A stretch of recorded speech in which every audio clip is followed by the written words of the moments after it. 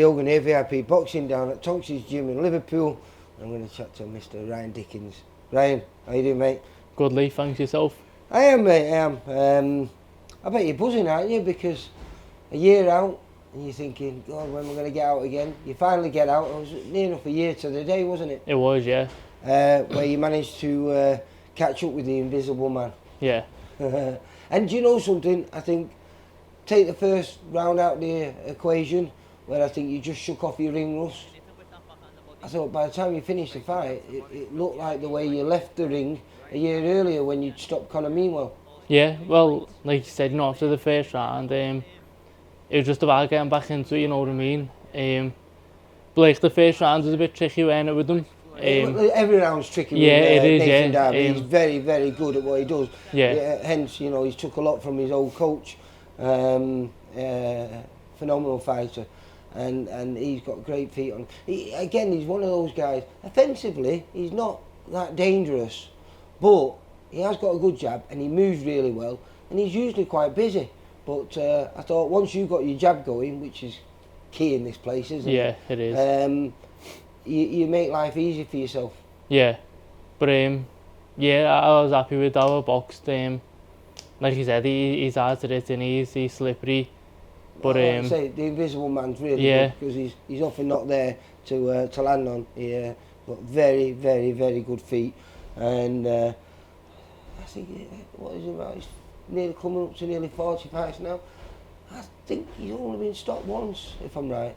Has he? Yeah. I think so. Yeah. I've not checked his record in a while. But anyway, we've got a new opponent for you because you've just been added to the show. You are literally a last-minute replacement. I think we had Kildare Ward, but his licence is not all sorted yet. He was going to be on there, so Steve wanted to keep have a pack card. Yeah. Because we've got a great show in Bolton that you're on. We've got 2 title fights on there. English title fight where it's Southern area versus Northern area, and then we've got a Central area middleweight fight, which I presume your stablemate will be closely watching, because that's something he's looking to go for, hopefully in the new year. Yeah, it is, yeah.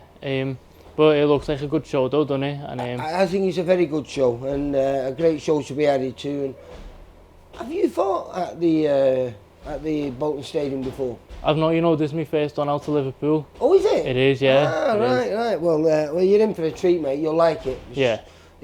It's my favourite venue, but that's just because it's the easiest place to work. But whoever gets a ticket, wherever they sat or stood, everyone's got a great view and usually a great atmosphere in there. And for a fighter, you're up top, you can see what's happening. You're not stuck in the changing rooms dwelling on what you're about to do. Oh yeah. Just a really, really good atmosphere. Hence why I think we have such good performances when we go there. But fight number 11. And we've got Christopher Zublix. Just a little 4-rounder because, like I say, literally, when did you find out? About 2 weeks ago it is. So. Because I presume you gutted because we had a show penciled in Liverpool on the 6th of December. For some reason it fell through. So I presume you thought, well, that's it now till the new year. Yeah, I did. Yeah, I didn't think I'd be out again with that one being cancelled, but I'm happy. I've been put on this card. Well, it's great for you because you're playing catch up, aren't you? Yeah. And that year out, it doesn't help you. But like you said, I think after the first round was over, you wouldn't have known that you'd been out a year. Yeah. And I think those last couple of performances, the Conor Goulding one and the Conor Meanwell fight, you were just beginning to show that real talent that you had as an amateur. And hopefully you can do that against Zublix, who's a silly tough man. I think he's coming up to nearly 90 fights now, and I had a little bit of success on our shows. We've not seen him on for a while. I think the last time he was on our show was against a good kid from Wigan, Owen Anderton. I went blank then. And that was about 18 months ago. Yeah. But prior to that, he used to be on a lot, and I never called him a journeyman. I used to call him a dangerman. Because he can whack a little bit and it caused a few upsets. I think back in when he first came to my attention, he'd just come over from Latvia, and I think it was his 3rd fight in Britain, and he fought a kid called Kurt Greaves, and he stopped Kurt in the 2nd round, and then he beat Luke Vaughan on one of our shows, and now he's working with a guy called Nick Manners. I don't know if you know Nick from Leeds. Nah. And No. Leeds, he's a sound man, but he's taken a few men on the road and he's turned them round a little bit and made them.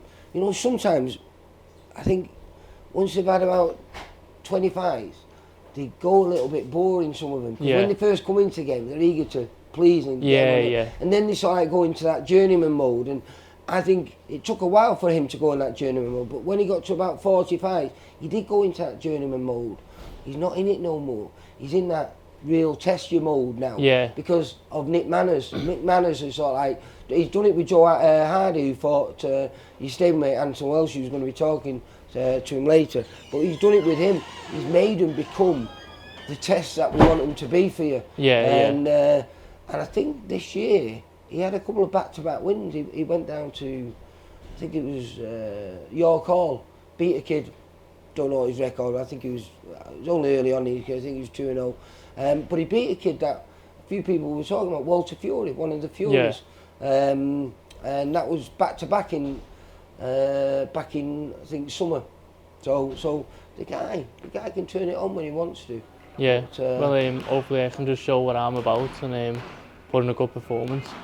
Yeah, well, like you say, I think you've set the bar now for yourself, and you can't fall below what you've been doing in your last performances. And considering you've been out for a year last time out, I thought it was a really, really good comeback. And watching you today, as always, that jab's a wonderful tool of yours. Yeah. And you're doubling it up and tripling it up and just being busy with it. And when you do that, fights tend to be easy, don't they? Yeah, they do, yeah. Everything comes off it, doesn't it? And, does in this can make it as easy or as hard as I want. Yeah, it was. I like when you and Anthony was in the ring there, shadowboxing. It was like you were shadowboxing a mirror, because he's got a The perfect same, jab yeah. like you. It's very nice to watch, mate. And I'm looking forward to be adding to this card in Bolton on the 22nd. And like I say, 2 title fights on there. We've got a couple of quality girls on there. Gemma Richardson, who's won everything as an amateur, 4 Europeans, a world youth gold. And then this year's ABA champion at 60 kilos, Layla Heath. So we've got a packed card on there, full of quality. You being one of them, mate. Yeah. Looking forward to it? Yeah, can't wait. Win number 10? Defo. Nice one, mate. I'll see you on the 22nd. Nice one, Lee. Bye. Thank you.